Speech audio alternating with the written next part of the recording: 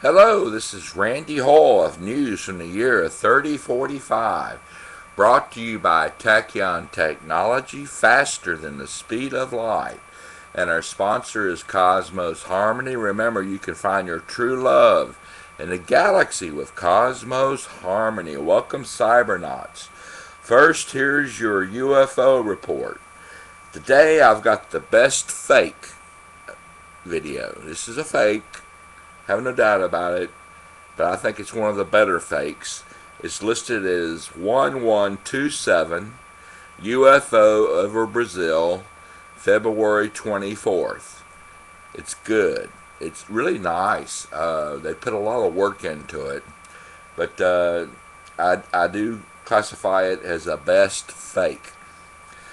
Some of you who've been watching my videos know that have been predicting UFOs for Brazil during the 47 days of Carnival before Easter and Easter.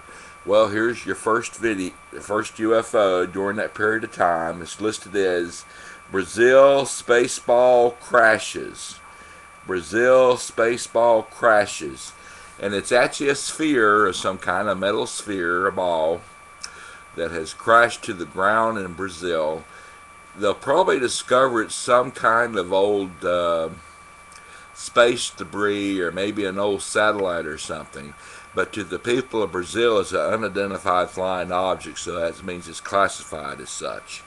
And it's really weird looking. The look on the people's faces when they're looking at, like, what the hell is this? It just fell out of the sky. It's great, though. I love it. Another one that I found is UFO and NASA imagery. UFO and NASA imagery. It's NASA photos showing UFOs. And it's pretty good. It's just weird looking objects in the NASA photos. Strange. So check that out as well.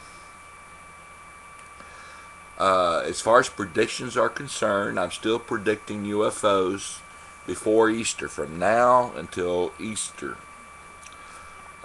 in Brazil. So be looking toward Brazil.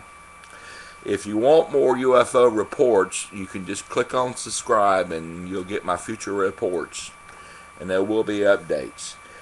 In news from the 31st century, the crew of the Tigris Spacefarer was looking for a place to land. They wanted to do some repairs on the ship that would go easier if they were on solid ground. They looked around and found what looked like, according to their instruments, a small planet with low gravity and a surface temperature of 85 degrees Fahrenheit. As they approached the planet for landing, the spaceship's instruments signaled warnings. The planet's surface was not as stable as the crew had hoped. So they fired their retros and moved away from the planet. It's a good thing they did, because what they thought was a planet was a brown dwarf star. A brown dwarf star's mass is so low that it can only generate temperatures like 85 degrees Fahrenheit. Because of the low mass, brown dwarf stars are usually seen by themselves because they don't have enough mass to attract other objects in space. Now, you can find lots of information on brown dwarf stars on Google, and there's at least one good video on YouTube you want to check out, so check out brown dwarf star. Now, during my research, I discovered that our sun, Sol, is considered to be a green star because of the frequency of the light waves it emits. But it also emits other frequencies as well, and that's why we can't tell that it's green. A green star. Sol is a green star. Interesting. In other news, Wayne Proctor was out for a walk. It was a fine day. The weather was great. Then suddenly Wayne had a pain in his chest, and he fell to the ground. Luckily, Wayne was wearing a health coat. A health coat monitors the wearer's heart rate, blood pressure, temperature, and sugar level, among other things. When the coach sensed that Wayne was having a problem, it sent out a digital message summoning help for Wayne. Emergency workers arrived at Wayne's location in a matter of minutes, thus saving his life. Such clothing was designed and used during the early 21st century around 2012. In other news, the magic word is glutathione, and that's spelled Glutathione. Cancer is very rare in the 31st century.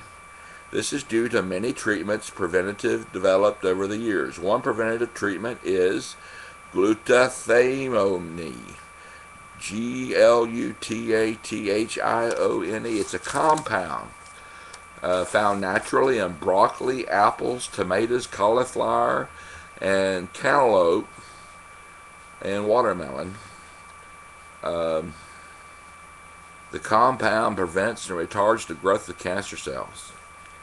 If you're living in the 21st century and want to benefit from this wonderful compound, just eat some raw broccoli every day, or one of the other foods I've mentioned. You can research glutathione. I can't pronounce it. Glutathione on Google search. There's lots of information. In other news, there are many religions in the 31st century. You have your basic Abraham-type religions, such as Judeo-Christian, but you also have the Muslims' beliefs that are based on Abraham.